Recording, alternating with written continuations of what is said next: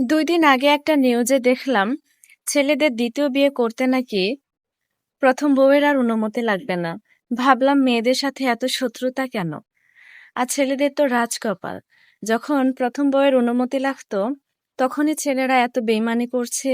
আর এখন যেহেতু অনুমতি লাগবে না, তাহলে কি না করবে? কিন্তু না মনা, একটু খোঁজ নিয়ে দেখো, এত লাফালাফির কিচ্ছু নাই।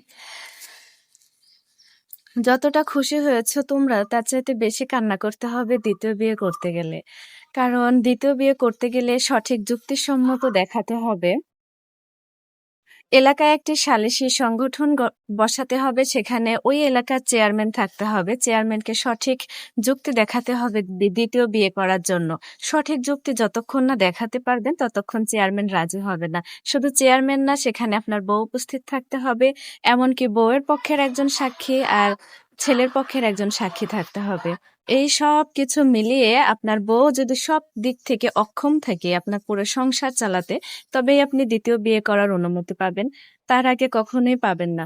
আর একজন সুস্থ, স্বাভাবিক, সচল হৃৎপিণ্ড, সচল মস্তিষ্ক যে মেয়ের আছে, সেই মেয়ে কখনোই তার স্বামীকে দ্বিতীয় বিয়ে করার অনুমতি দিতে পারে না।